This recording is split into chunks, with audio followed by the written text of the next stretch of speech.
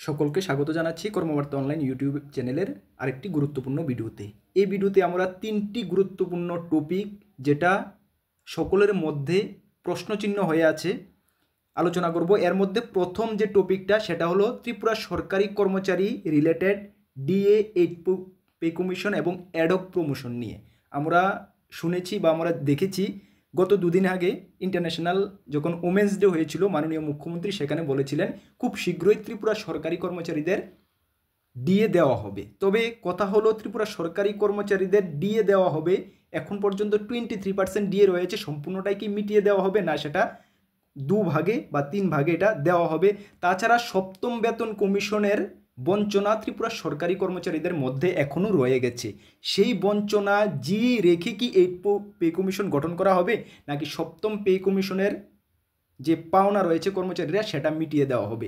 যদি এমনটা না হয় তাহলে কর্মচারীদের কি লস হতে পারে সব কিছু এই ভিডিওর মাধ্যমে ডিটেলস আলোচনা করব।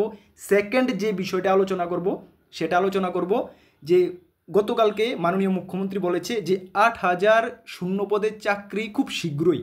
তাহলে 8,000 চাকরি কি যারা অলরেডি পরীক্ষা দিয়ে রেখেছে তাদেরকে দেওয়া হবে? এর মধ্যে প্রথম যদি আমরা দেখি স্পেশাল এক্সিকিউটিভের 6,000-এর উপরে শূন্য পদের রয়ে গেছে, ত্রিপুরা পুলিশের 1,000 রয়ে গেছে। তাহলে 6,000, 1,000, 7,000 আর 1,000 কোন কোন ডিপার্টমেন্টে দেওয়া হবে? এই ডিপার্টমেন্টেরগুলোকেই দেওয়া হবে 8,000 শূন্য পদ, নাকি অন্য কোনো ডিপার্টমেন্টের কথা বলা হয়েছে সেটাও আমরা এই ভিডিওতে আলোচনা করতে চেষ্টা করব। এবং তৃতীয় যে গুরুত্বপূর্ণ ইনফরমেশনটা সেটা হলো জিআরবিটির গ্রুপ ডির অফার কিছুদিন আগে দেওয়া হয়েছে, জয়েনিং শুরু হয়ে গেছে।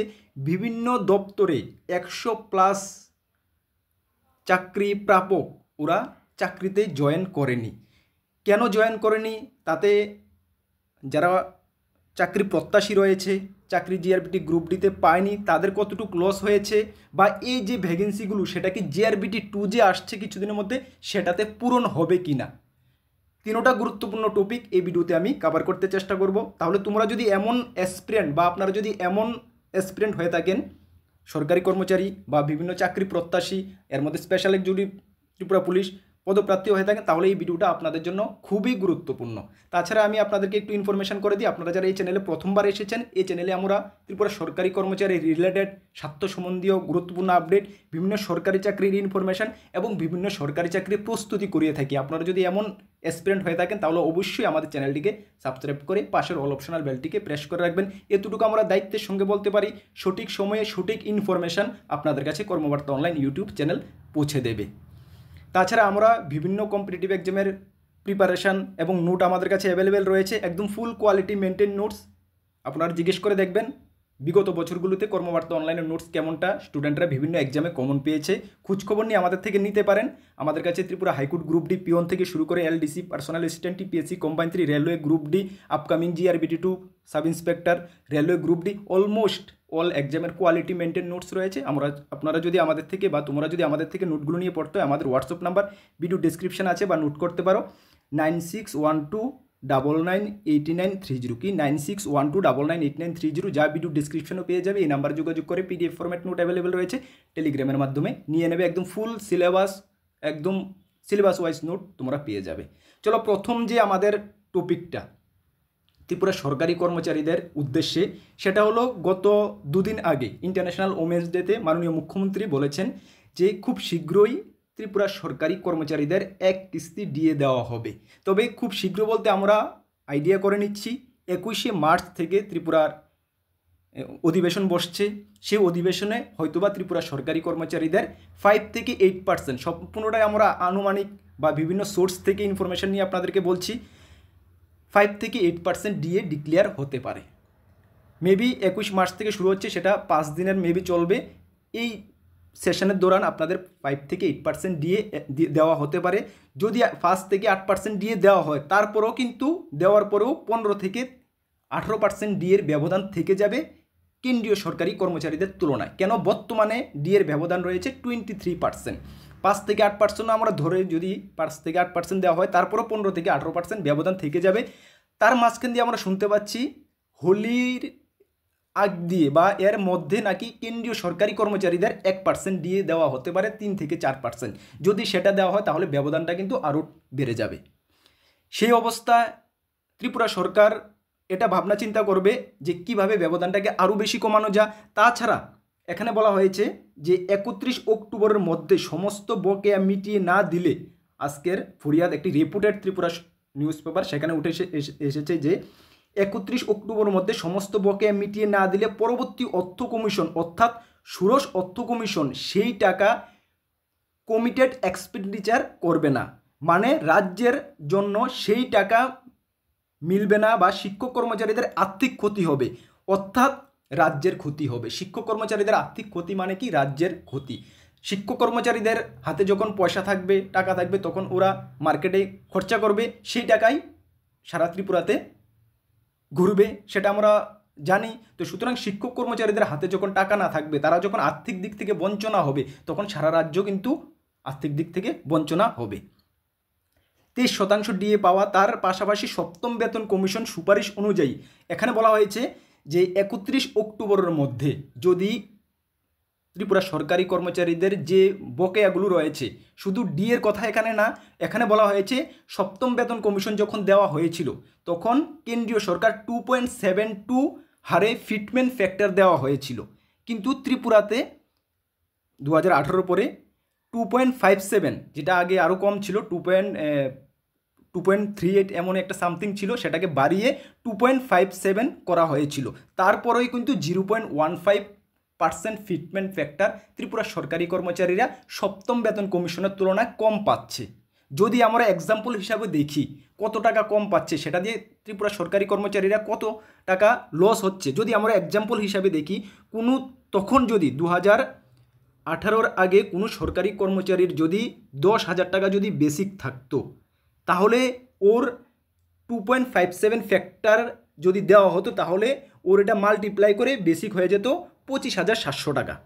ক্লিয়ার? 25,700 টাকা যদি 2.57 ফ্যাক্টর দেওয়া হতো, 10,000 যদি আমরা এক্সাম্পল হিসাবে দেখছি বেসিক থাকতো, কিন্তু ত্রিপুরা সরকার দিয়েছে 2.57, মানে বেসিক হয়েছে 25,700 টাকা, আর 2.72 দিলে বেসিক হতো 27,200 টাকা। ভালো করে বুঝুন, 2.72 দিলে বেসিক হতো 27,200 টাকা, কিন্তু ত্রিপুরা সরকার দিয়েছে 2.56, মানে 25,700 টাকা বেসিক হয়েছে। তাহলে এখানেই ত্রিপুরা সরকারি কর্মচারীরা বেসিক দিয়ে 1,500 টাকা বেসিকে লস হচ্ছে। সুতরাং বেসিকে যেহেতু 1,500 টাকা লস হচ্ছে, সেই সঙ্গে ডিএ প্রত্যেকবার যখন ডিএ দেওয়া হচ্ছে, সেই অনুসারে বেসিকের লস মানে কি? ডিএ তো লস, অল সেট দিয়ে কিন্তু লস হচ্ছে। সুতরাং তখন 2018 সাল থেকে ত্রিপুরা সরকারি কর্মচারীরা এক্সাম্পল যদি বেসিক 10,000 কোনো কর্মচারী থাকে, 1,500 টাকা বা সঙ্গে ডিএ করে লস বয়ে আসছে এতদিন ধরে। তো সেই লস বা সেই বঞ্চনা কিন্তু এখনও জিয়ে রয়েছে, তার সঙ্গে ডিএর ব্যবধান রয়েছে। এবং তার সঙ্গে আরও যদি আমরা দেখি, গ্র্যাচুইটির দিক দিয়ে ত্রিপুরা সরকারি কর্মচারীরা মাত্র ম্যাক্সিমাম 10 লক্ষ টাকা পাচ্ছে, যেখানে কেন্দ্রীয় সরকারি কর্মচারীরা কিন্তু 25 লক্ষ টাকা পাচ্ছে। এবং মেডিকেল অ্যালাউন্স কেন্দ্রীয় সরকারি কর্মচারীদের কিন্তু ফ্রি দেওয়া হচ্ছে, যাই এক্সপেন্ডিচার মেডিকেলে খরচা হবে সেটা কিন্তু বিলের মাধ্যমে ওরা নিতে পারছে। কিন্তু ত্রিপুরা সরকারি কর্মচারীদের অনলি গ্র্যাজুয়েট র্যাঙ্ক ছাড়া বাকি গ্রুপ বি, গ্রুপ সি ক্যান্ডিডেটরা কিন্তু কর্মচারীরা কিন্তু পাচ্ছে না। এলডিসির দিক দিয়ে যদি আমরা দেখি, ত্রিপুরা সরকারি কর্মচারীরা হোল লাইফে 3টি এলডিসি পাচ্ছে, কিন্তু কেন্দ্রীয় সরকারি কর্মচারীরা কিন্তু প্রত্যেক বছরই পাচ্ছে। এবং হাউস রেন্ট ম্যাক্সিমাম 3,000 টাকা ত্রিপুরা সরকারি কর্মচারীরা পাচ্ছে 8% হিসাবে, কিন্তু কেন্দ্রীয় সরকারি কর্মচারীরা জায়গা বিশেষে 24% পর্যন্ত পাচ্ছে। ওই দিক দিয়েও ত্রিপুরা সরকারি কর্মচারীরা বঞ্চনা রয়েছে 7 পে কমিশনের হিসাবে। তো সুতরাং ওই বঞ্চনা যদি 31 অক্টোবরের মধ্যে মিটিয়ে না দেওয়া হয়, তাহলে পরবর্তী অর্থ কমিশন থেকে কিন্তু সেই বাজেটটা আর ত্রিপুরা সরকার পাবে না। তো সুতরাং ওই দিকটাও কিন্তু ত্রিপুরা গভর্নমেন্টকে চিন্তা করতে হবে। এই বঞ্চনা জিয়ে রেখে যদি 8 পে কমিশন ডিক্লেয়ার করা হয়, তাহলে বঞ্চনা তো সপ্তম বেতন কমিশনের প্লাস ডি এর বঞ্চনা তো রয়ে গেল, তাহলে 8 পে কমিশন যদি দেওয়া হয়, তাহলে কিন্তু ওই আগের বঞ্চনাটা কিন্তু জিয়ে থাকবে সারা জীবনের জন্য। সুতরাং এটাকে কাভার করা কিন্তু অনেকটা কঠিন হয়ে যাবে ফিউচারে। তো সুতরাং ত্রিপুরা সরকার ওই দিকটাও চিন্তা করবে। ওই দিকটা যদি ত্রিপুরা সরকার চিন্তা করে, তাহলে কিন্তু 31 অক্টোবরের মধ্যে ত্রিপুরা সরকারি কর্মচারীরা আরও বড় কিছু পাচ্ছে। মার্চ মাসের অধিবেশনে তো একটা ডিএ পাওয়ার সম্ভাবনা রয়েছে, পরবর্তী সময়ে কিন্তু আরেকটা বড় কিছু ডিএ প্লাস অন্যান্য যে অ্যালাউন্স মিলিয়ে একটা বড় কিছু পাওয়ার সম্ভাবনা রয়েছে, যেটা নাকি 31 অক্টোবরের মধ্যে ঘোষণা করতে হবে। যদি 31 অক্টোবরের মধ্যে ঘোষণা করে নেওয়া হয়, 1-2 মাস পরে এফেক্ট যদি দেওয়া হয় তাহলেও কিন্তু কোনো সমস্যা নেই। পরবর্তী ফাইন্যান্সিয়াল ইয়ারে সেই টাকাটা ত্রিপুরা সরকার সুরসত্ব কমিশন থেকে পেয়ে যাবে। কিছু মাসের জন্য ত্রিপুরা সরকার এই টাকাটাকে বহন করতে হবে, যে কোনোভাবে হোক। তাহলে আশা করি ত্রিপুরা সরকারি কর্মচারীরা আপনারা বুঝতে পেরেছেন যে আপনারা বর্তমানে কতটুকু বঞ্চনাস হয়ে আছেন বা কতটুকু আপনাদের লসে রয়েছে। এটা যদি না মিটিয়ে দেওয়া হয় তাহলে ফিউচারেও কিন্তু আপনাদের লস হতে চলেছে। যাই হোক, এই ভিডিওর মাধ্যমে এতটুকুই আপনাদের ইনফরমেশন দেওয়ার ছিল। বর্তমানে যেটা আকাশে বাতাসে বা আপনাদের মধ্যে যেটা চলছে, আপনারা অনবরত সেটাকে ডিমান্ড করছেন এই বঞ্চনাগুলো দেওয়ার জন্য। যখনই আমাদের কাছে আরও কিছু আপডেট আসবে, বর্তমানে এতটুকু আপডেট রয়েছে, যা কিছু আপডেট আসবে আমরা কিন্তু সময়ে সময়ে আপনাদেরকে পৌঁছে দেবো, একদম রাইট আপডেটটা আপনাদের কাছে পৌঁছে দেবো। যদি আপনি আমাদের চ্যানেলে প্রথমবার এসে থাকেন, অবশ্যই চ্যানেলটিকে সাবস্ক্রাইব করে পাশের অল অপশনাল বেলটিকে প্রেস করে দেবেন এবং এই নিউজগুলো অবশ্যই আপনাদের কলিগদের মাঝে শেয়ার করে তাদেরকেও জানার সুযোগ করে দেবেন। তারাও জানুক বা বুঝতে পারুক যে বর্তমানে আমরা এই দিক দিয়ে আমরা বঞ্চনা হচ্ছি। চলো, এই ছিল আমাদের ফার্স্ট যে নিউজটা। সেকেন্ড যেটা আমাদের আজকের ভিডিওর টপিক, সেটা হলো আমরা জানি যে খুব শীঘ্রই, গতকালকে মাননীয় মুখ্যমন্ত্রী বলেছেন খুব শীঘ্রই 8,000 চাকরি দেওয়া হচ্ছে বা দেওয়ার প্রসেসিং চলছে। তাহলে কোন কোন দপ্তরে 8,000 চাকরি দেওয়া হতে পারে? প্রথম যদি আমরা দেখি, ফার্স্ট প্রায়োরিটি কিন্তু স্পেশাল এক্সিকিউটিভ ক্যান্ডিডেটদের। কেন আমরা এই কথা বলছি? মাননীয় মুখ্যমন্ত্রী আজকে থেকে 1.5 থেকে 2 মাস আগে নিজে বলেছেন যে স্পেশাল এক্সিকিউটিভের নিয়োগ খুব শীঘ্রই হচ্ছে, মানে রেজাল্ট খুব শীঘ্রই হচ্ছে এবং অ্যাপয়েন্টমেন্ট, তাদের জয়েনিং খুব শীঘ্রই হচ্ছে। তারপরে 1.5 থেকে 2 মাস কেটে গেল, কিন্তু আমাদের এই চ্যানেলের সঙ্গে অনেক স্পেশাল এক্সিকিউটিভের চাকরি প্রত্যাশী অ্যাটাচমেন্টে রয়েছে। তারাও আমাদেরকে অনবরত জিজ্ঞেস করছে যে দাদা কি আপডেট রয়েছে। আমরা দুঃখিত, তাদেরকেও আমরা কোনো আপডেট দিতে পারছি না। কেন পারছি না? যখন কোনো আপডেট নেই তাহলে আমরা কোথায় থেকে তাদেরকে আপডেট দেব? এবং আমরা এটা খুব কি বলবো, গর্বিত যে তারা আমাদের উপরে এতটা বিশ্বাস করে বা এতটা বিশ্বাস রাখে। বিভিন্ন চাকরি প্রত্যাশী বিভিন্ন ডিপার্টমেন্টের আমরা তাদের তাদের বিশ্বাসটা আমরা বজায় রাখতে চাই। সে কারণে আমরা তাদেরকে অনেক চেষ্টা করেছি আপডেট দেওয়ার জন্য। যখন আপডেট আমাদের কাছে নেই আমরা তাদেরকে কি আপডেট দেবো, সে কারণে আমরা কিছু বলছি না। তবে গতকালকে মাননীয় মুখ্যমন্ত্রী 8,000 চাকরি ডিক্লেয়ার করার পর থেকে অনেক স্টুডেন্ট আমাদের সঙ্গে যারা জড়িত রয়েছে আমাদেরকে জিজ্ঞেস করা হচ্ছে যে দাদা এখানে কি আমাদের শূন্যপদ রয়েছে কি না। তবে এতটুকু আমরা বলতে পারি যে 8,000 যে শূন্যপদ, সবচেয়ে সামনে যদি দেখি আমরা, মাননীয় মুখ্যমন্ত্রী তো এটা মেনশন করেনি যে স্পেশাল এক্সিকিউটিভদের দেওয়া হবে, ত্রিপুরা পুলিশদের দেওয়া হবে, ফায়ার সার্ভিসদের দেওয়া হবে বা টিপিএসসির কোনো পোস্ট দেওয়া হবে। এটা তো উনি মেনশন করেনি। উনি বলেছেন 8,000 চাকরি খুব শীঘ্রই দেওয়া হবে। তবে আমরা আইডিয়া করে নিচ্ছি, সম্পূর্ণটা আইডিয়ার উপরে, হতেও পারে নাও হতে পারে। আইডিয়া করে নিচ্ছি যে 8,000 চাকরির মধ্যে স্পেশাল এক্সিকিউটিভের 6,065টা শূন্যপদ রয়েছে। কেন? সামনে যদি আমরা দেখি কোন কোন ডিপার্টমেন্টের প্রসেসিং টোটালি কমপ্লিট হয়ে আছে, এর মধ্যে ফার্স্ট স্পেশাল এক্সিকিউটিভের প্রসেসিং টোটালি কমপ্লিট হয়ে আছে, জাস্ট অফার ছাড়া এবং অ্যাপয়েন্টমেন্ট দেওয়া। সেকেন্ড যদি আমরা দেখি, ত্রিপুরা পুলিশ কনস্টেবলের, যেটা মাননীয় মুখ্যমন্ত্রী বলেছেন এবং আরক্ষা দপ্তর এটাও আমরা জানি হিউজ শূন্যপদ রয়েছে। ত্রিপুরা পুলিশ কনস্টেবলের অনেক শর্টেজ রয়েছে, তাদের চাকরি খুব শীঘ্রই, যেটা মাননীয় মুখ্যমন্ত্রী বলেছেন।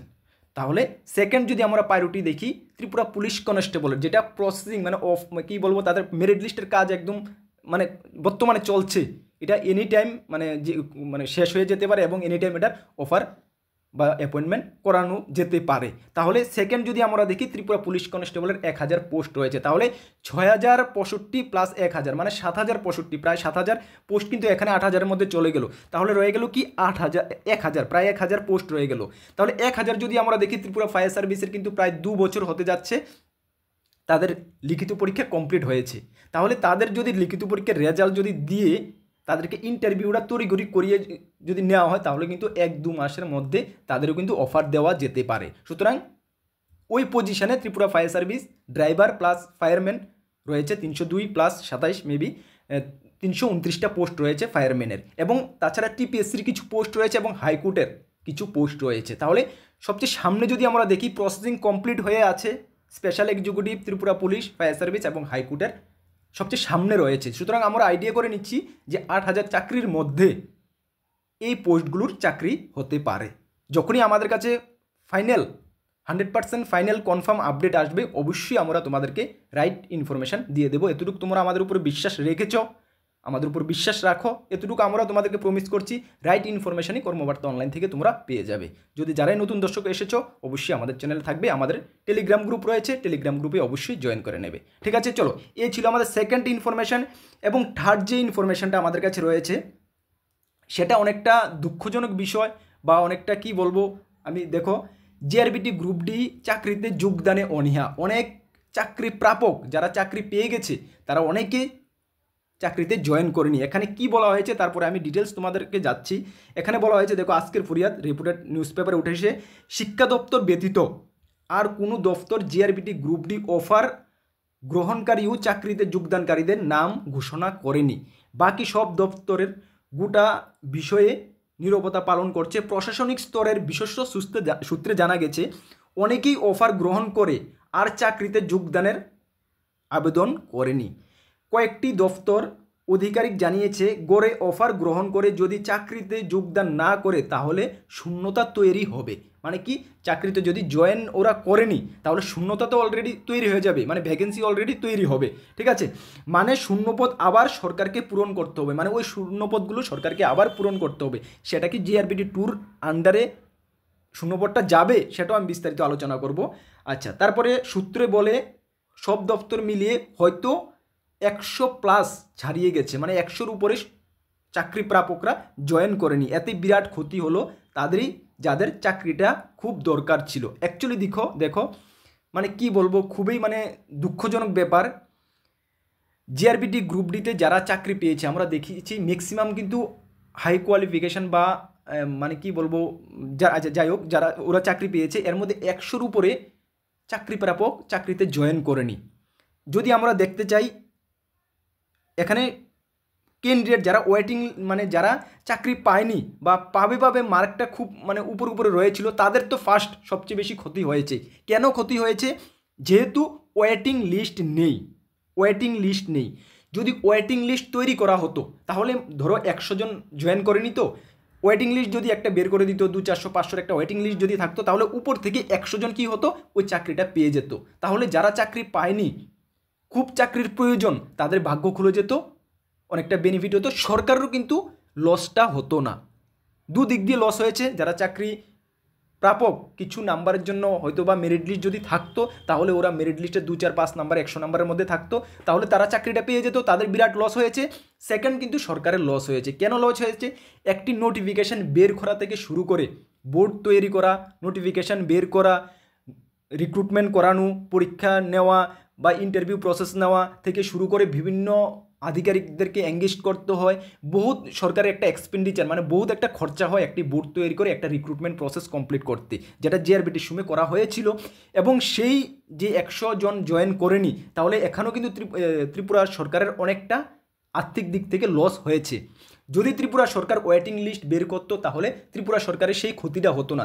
যে টাকা খরচা করেছে ওই রিক্রুটমেন্টটা করতে, তাহলে যারা জয়েন করেনি বাট ওয়েটিং লিস্ট থেকে ওই শূন্যপদটা পূরণ হয়ে যেত, তাহলে ত্রিপুরা সরকারের যে টার্গেট এমপ্লয়মেন্ট করা বা শূন্যপদগুলো পূরণ করা সেটা হয়ে যেত। অপর দিক দিয়ে যারা ওয়েটিং লিস্টে নাম থাকতো সেই ক্যান্ডিডেটদেরও ভাগ্য খুলে যেত। একটা চাকরির জন্য একটা ক্যান্ডিডেটেরও কিন্তু অনেক টাকা খরচা, স্টাডি ম্যাটেরিয়ালস থেকে শুরু করে নিজের হার্ডওয়ার্ক থেকে শুরু করে মানসিক দিক থেকে শুরু করে ফাইন্যান্সিয়াল সব দিক দিয়ে বহুত খরচা। তাহলে ওই মেইন ফ্যাক্ট হলো কি ওয়েটিং লিস্ট। তাহলে সবচেয়ে প্রথমে ত্রিপুরা সরকারকে এটা দেখা দরকার, যা ত্রিপুরা সরকারের কাছে আমাদের একটি মানে আন্তরিক কি বলবো একটি রিকোয়েস্ট থাকবে যে স্যার বা দপ্তর আপনারা ওয়েটিং লিস্ট তৈরি করুন। যখন জিআরবিটি 2 আসবে, জিআরবিটি 1 যেটা হয়ে গেছে তো হয়ে গেছে, যেটা 2 আসবে সেখানে ওয়েটিং লিস্ট রাখার ব্যবস্থা করুন আপনারা।